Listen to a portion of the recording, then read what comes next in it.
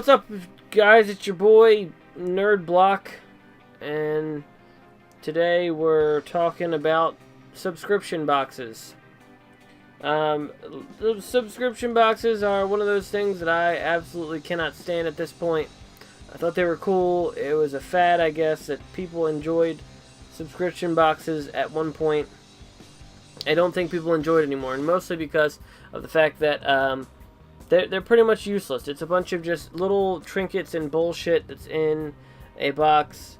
And, not saying that all loot boxes, if you like Loot Crate and Nerd Block and 1-Up Box or whatever the fuck they make, even subscriptions for like makeup and shit. If a girl likes a makeup kit, I think that's a cool concept.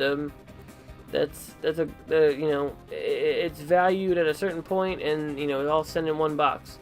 But I mean, I've gone through Loot Crate. I've even gone through the other ones, and what I've noticed is that there's a lot of stupid shit that isn't really worth it half the time. I think I did it around the time I started collecting pops, and I mean, they seem like a fun idea. I don't really feel like I'm expecting anything important. It's kind of like you're supposed to be amazed by it. I think it's a dead thing. Loot Crate is still trying to sell me on my shit I got during the weekend, which was Thanksgiving and Cyber Monday and Black Friday and all that other shit, trying to get me to buy stuff. And sometimes I do if it's on discounted price, and it's little small stuff here and there, because I'm not gonna spend fucking $20 or $30 on getting a box of shit, and some of it I won't even like. When they have it on sale or clearance, and you have little bits and pieces that are in boxes, and I'm like, oh, I bought a ornament for the front of my car. It was a Green Arrow, and I'm like, oh, I like that. I know I'll like that. It's not a fucking box that I have to hope like, it was $2, and it was fucking cheap as shit, and it was easy to put on my car. I started out with the pop stuff. Crate had a pop of a Groot with a glow-in-the-dark arm from the first Guardians of the Galaxy. That's one of the pops I got from Loot Crate that I was really excited for. Another one was Tracer in a different skin from Overwatch. It's the concept of, yes, they have these exclusive things, but it's the concept of it is a it's not really as exclusive as you think. More and more times I see stuff that is a Loot Crate exclusive in Best Buy. It's just like, okay, well, that's not really a Loot Crate exclusive. That's just something you can find at Best Buy. And I guess Loot Crate, I get, needs money for that kind of shit. So, I get it. They would need to, venture out and try to just sell stuff and not have it seem like a thing where you're like, you gotta be surprised. I like things like that where, it's things I'm going to be surprised at, and that's where I'm going to get to the point of where I am as far as subscription boxes. Right now, I have been ordering the Marvel subscription box from Funko. Funko, who makes Funko Pops.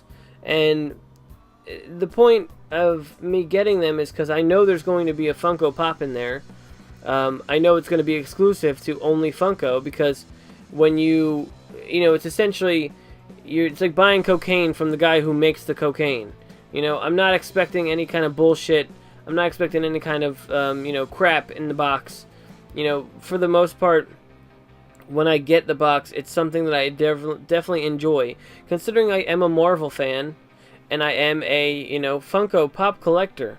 So it's got to the point where Funko works. There's a Star Wars one, there's a Disney one, there is a DC one. I'm not a fan of Star Wars to that extent where I could get any character and be excited about it. I think Marvel is one of the things where I can be happy with what it is and who the character is that they have come out as a pop, as an exclusive thing. Same with Disney. You might get that one. Point is, with this box I haven't been disappointed yet. I mean, there's pops that I'll like more than the others. I think so far, from when Funko has been selling them, I got maybe one or two in the past couple months that I didn't like, and that was Thanos' ship, the Sanctuary 2, and it was kind of stupid. I hate with Pop rides, it's got to be something specific, otherwise I'm not going to like it. But before that, or after that, it was Deadpool and a Unicorn.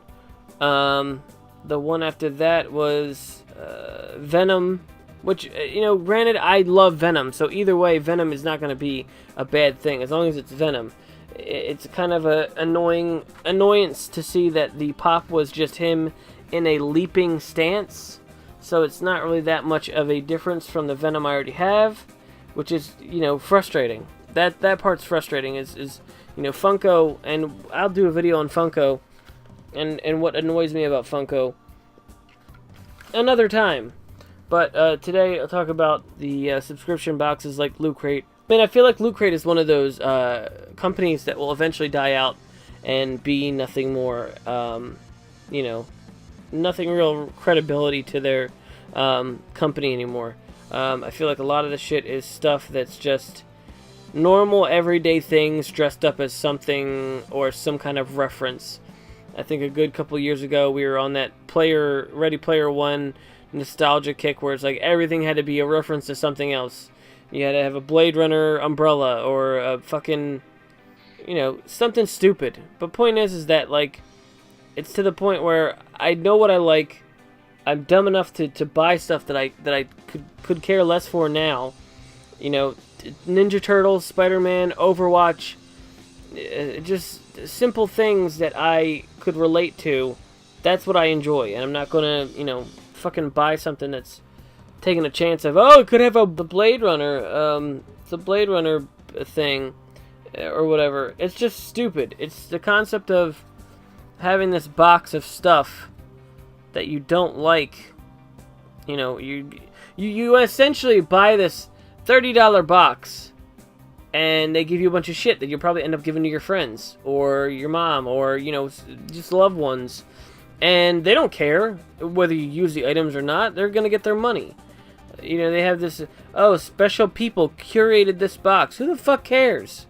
This curated box isn't really shit anymore if it's not themed in a certain way. I find, unless I know for a fact, I know what I'm getting. I've bought the last Loot Crate box I think I bought was the Mass Effect Loot Crate, because I loved Mass Effect. Past tense loved, and maybe we'll do an episode on that as well. And then I also did one for Fallout, because Fallout is an enjoyable game, and there's nothing really any way I could not like anything that comes out of that box. And I didn't. So, it's a concept of don't buy the subscription boxes unless you know you're going to like it. I played it a little harshly this week, considering that the next Marvel box is the first 10 years of the Marvel Cinematic Universe. And that could be, one that would bite me in the ass and maybe not have something that I actually wanted or actually enjoy. So, I'll find out, and, but the point is that I think subscription boxes should just die out at this point. And that's it. So, thanks for watching, and I'll see you guys next time. Movies that I didn't get and didn't understand. If you are a Studio Ghibli fan, and because it's like 11:30, and I have normal people sleeping hours now. It's Cyber Monday. I'm tired as fuck. And I spent most of the time that I wasn't at work talking to my girlfriend. So the concept is that I'm tired, is essentially what I'm trying to say.